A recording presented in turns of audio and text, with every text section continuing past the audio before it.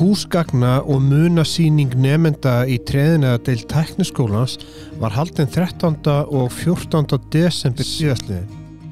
Við fórum og kíktum á sýninguna.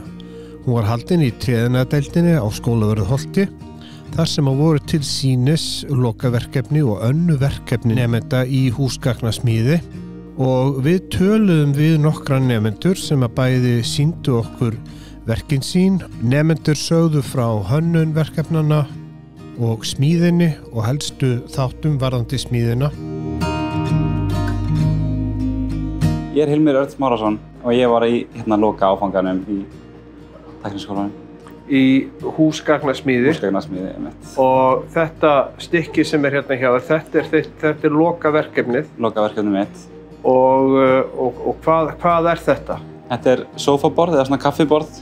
Er ykkur kröfur, sérstakar kröfur hvað svona lokaverkefni eigi að innihalda eða hvað eigi að vera í því? Sérstaklega, lappirnar eiga að vera svona sérstaklegar, ekkert bara rosa einfaldar endilega. Og svo að vera útræðanleg skúffa og hurðar. Þetta er verkefni í loka áfanga. Hver kennir hann? Það var líka Gummi sem við vorum hérna í sömu stofunni, plötugreind og lokaverkefni. Guðmundur Helgi, já, akkurat.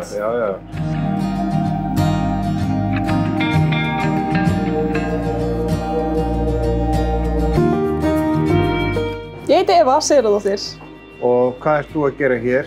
Ég er sem sagt í húsgagnasmíði hérna í Tækniskólanum og já, er að læra það. Þetta er bara verkefnið sem við gerðum í grindar eða plötu- og grindarhúsgagn sem við gerðum í. Það er sem sagt áfangi. Já. Hver kennir hann? Guðmundur, akkurat. Guðmundur Helgi, já, akkurat. Og sem sagt, og verkefnið er fólgið í hverju? Þið eigið að hanna og smíða?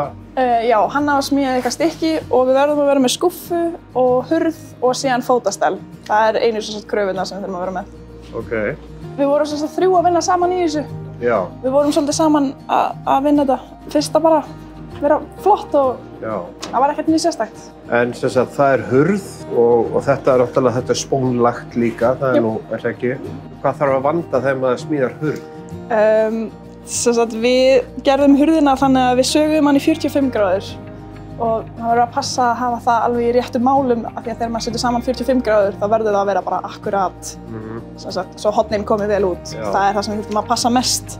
Svo en með skúffuna, hvað er hérna? Við girneldum hana hérna á hliðunum. Það er mesta vesenið að gera það. Er girnegling eitthvað sem notar það einhver í dag? Já, ég held það nú alveg. En það er ekki jafn mikið og bara á árum áður. Núna er meira bara verið að díla saman eða eitthvað svoleiðis. Í þessum áföngum sem var að ræða, þá áttu nemendur að bæði að hanna húsgögnin og smíða sjálf frá grunni. Ég heiti Guðrún og ég er nemandi í húsgagnasmíði. Er að gera lokaverkefni, síðasta verkefni mitt í náminu. Og þitt verkefni þetta heitir hvað, skápur? Einhver frekar myndi ég segja, einhvers konar. Já. Og þú sem sagt hannar þetta sjálf og smíðar síðan? Já. Förum í teikni áfanga, áður en við förum í þennan áfanga, teiknum upp verkið okkar og svo smíðum við það út frá teikningunni sem við lögum upp með.